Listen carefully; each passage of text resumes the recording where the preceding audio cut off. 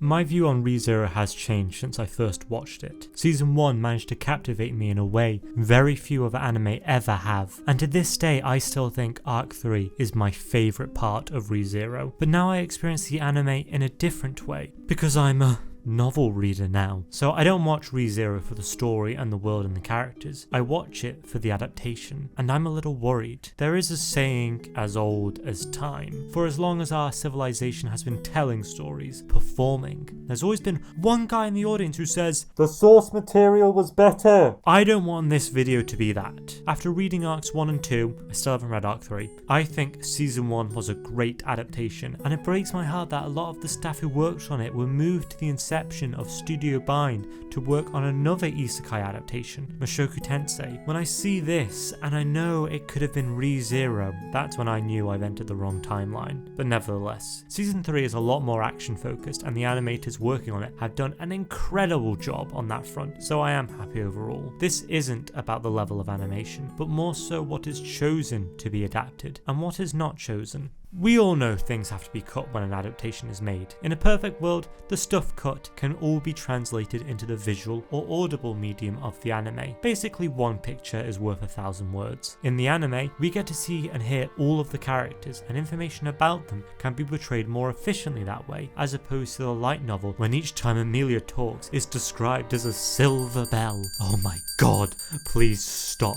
Seriously, if you're an anime only watcher and you ever talk to a novel reader and they tell you that you haven't seen any suffering, they're not talking about what Subaru goes through, they're talking about what they themselves go through reading this line over and over again. But to get back on topic, we're not in a perfect world, so some stuff that was cut has story relevance. And in fairness to White Fox, they were quite smart about it. The most relevant things which were cut from seasons 1 and 2 were things which were not immediately important. They were pieces of information which sort of planted seeds for future storylines, foreshadowing essentially. Now that we're in season 3, it's time for some of these seeds to sprout. So I've been watching with keen eyes on how White Fox are going to handle their deviations. And now that the season has started, we have some insight on how they are handling it. So me not getting this video out before the anime started does have an upside. The content which was skipped was essentially just conversations. The easiest solution therefore would be just to move these conversations to a later point, and then honestly the story could carry on like nothing ever happened. The setup would still be there, it would cause the viewer to ask the intended questions and get them into the right frame of mind for when the next puzzle piece is introduced. The second method would not be to introduce this initial piece of information, but to instead think if Subaru and any other characters weren't aware of this piece of information, how would this change their response to when the second part of this story thread is revealed? What is the knock-on effect? That's interesting in its own right, and it's where some of the most interesting branches in adaptations have come from. Of course, they could just also not reintroduce the setup, but act like the characters still know about it, so not have them react any differently, leaving the audience behind. But White Fox wouldn't do that, right?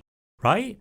In episode 1, Subaru deduced that Kararage culture derived from Japanese culture, meaning that someone must have been isekai'd from Earth hundreds of years in the past, so Subaru wasn't a one-time event or unique in being isekai'd. In the ReZero universe, the isekai'ing is something understood well enough by an omnipotent force that it can be repeated. My guess is the Witch of Envy. Anyway, the audience is fed this information through Subaru's internal monologue, and this is a big revelation to us. It's the first time in the anime that other people being isekai'd has been mentioned, but by Subaru's tone it just feels like this is a theory he already has, and seeing Japanese culture is just more evidence for that theory, not an actual surprise or a thought which should cause him to question the cause of his teleportation, like it would for the audience. That's because in the novels during season 1, Subaru had a conversation with someone who had already been isekai'd from Earth. With Subaru now putting the pieces of how Japanese and Earth culture have influenced Lagunica becoming relevant in season 3, it became important for the anime to reintroduce the information it had skipped out on prior,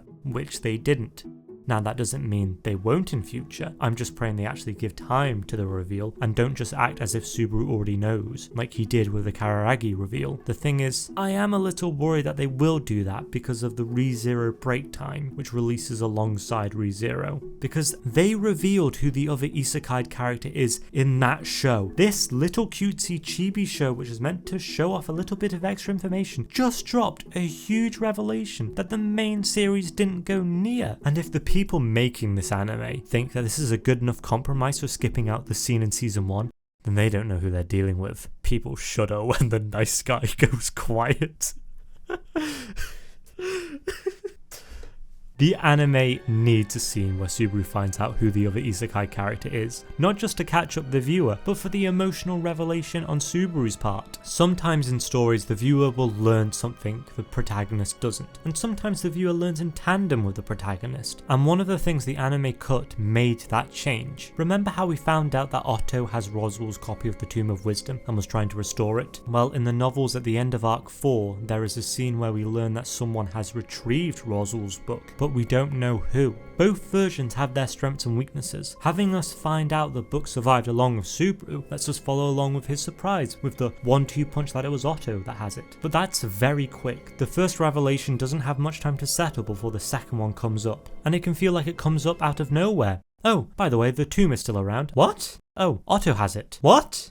It can feel a bit random and like it happened retroactively since we didn't see the book survive in season 2, and by showing the audience the book made out of the fire leads us to think, who has it? Why? What are they going to use it for? It becomes a mystery, but that mystery was a bit short-lived when we learn it was, well, Otto, and what his intentions were at the same time. In some ways for the novel reader, it might have been a bit of a disappointment, and it may have been more fun for the reader to learn at some point it was Otto, such as maybe we see a scene of him trying to get the book repaired, and then further down the line it's revealed why he's doing this to Subaru and the audience, which in the world of the story I still really like, because while it just turns out it was Otto and he had good reasons, it's a smart idea on his part and it fits well with his character. The way it plays out in the novels feels a bit anticlimactic, and I can see why they changed it the way they did. So not every change is a bad one. It can change how the viewer will react to the information presented to them. It's a small thing, but now both versions are at the same place. Will the tomb get restored? Will Subaru and Otto find out that Roswell is playing the long game? Will the tomb fall into someone else's hands who has more ill intentions? It's still all set up for a potential twist and tragedy down the line. I'm bringing this up to say I've not given up hope on how White Fox have made changes for the adaptation. While Subaru was meant to have a conversation with the other isekai person back in season 1 to help with his theory that other people have been transported before him, it's not the only hint for Subaru to actually come to this conclusion, and that the anime has also started to drop hints on who this other isekai character in the cast is. And if you're an eagle-eyed viewer, you could possibly have had the same theory that Subaru apparently did, that there were other people who had been transported, like he did at the beginning of season 3.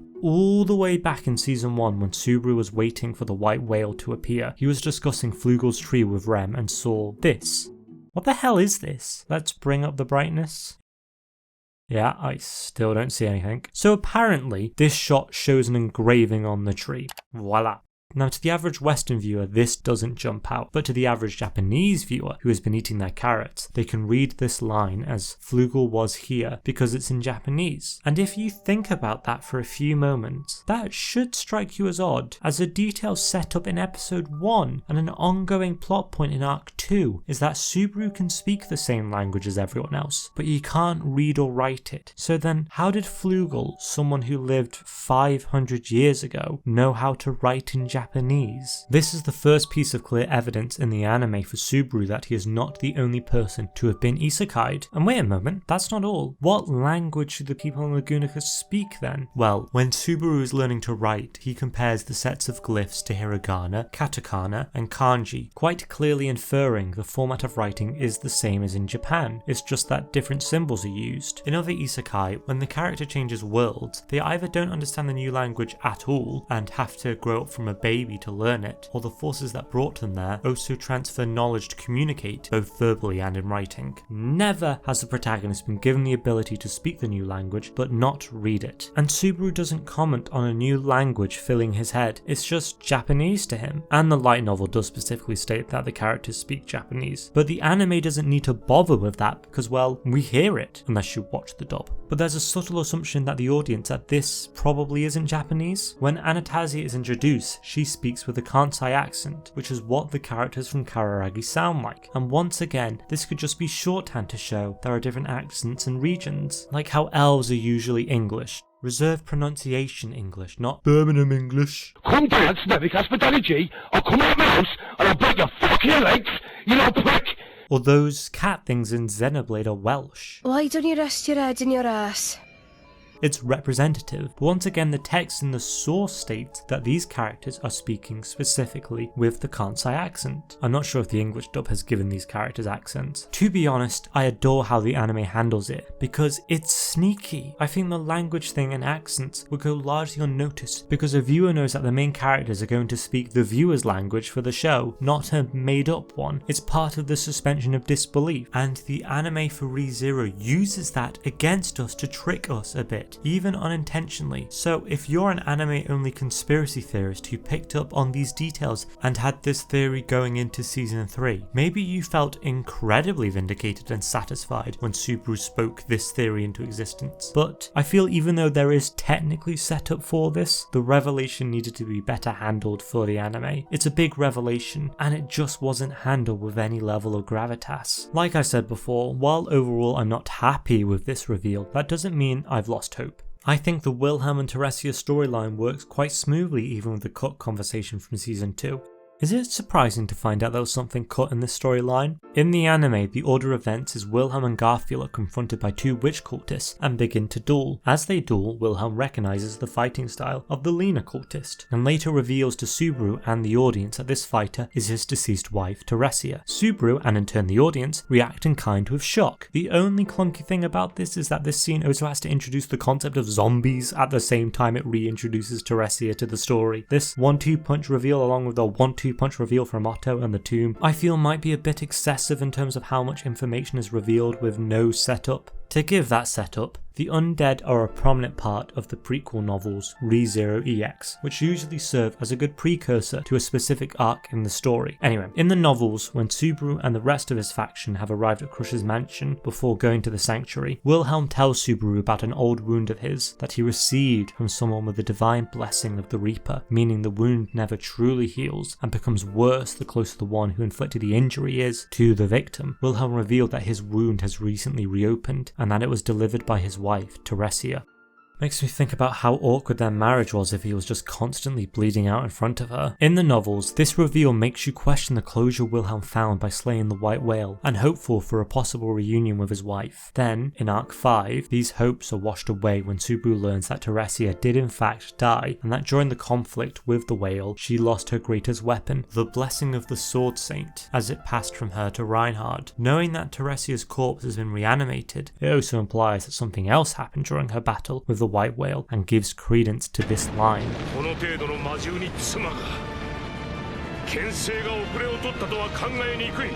Something that Wilhelm says knowing that Teresia had lost her divine blessing of the Sword Saint during the fight, before she died. It makes me think a witch cultist was there and maybe was somehow able to force the inheritance from her to Reinhard, possibly Pandora. Her powers are still a bit of an enigma to me, and if that's true, it'll possibly put Reinhard in trouble if he's met with the same person in the future. So I think some of these adaptation changes work well, and another doesn't, and it purely rides on if it gives the emotion of the revelation room to breathe.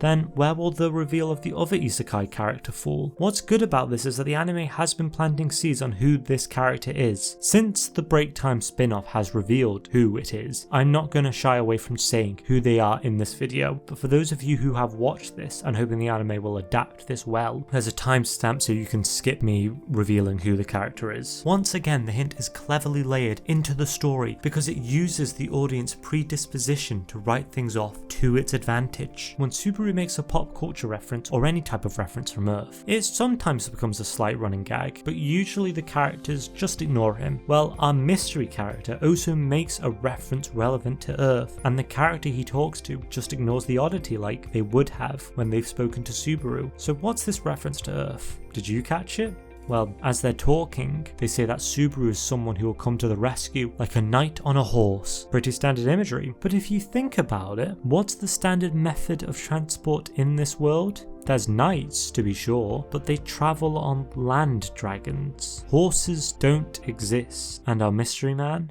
Al. わかった。さっきの話兄弟たちにちゃんと伝えてやる。あとは白馬の王子様が何とかするだろうよ。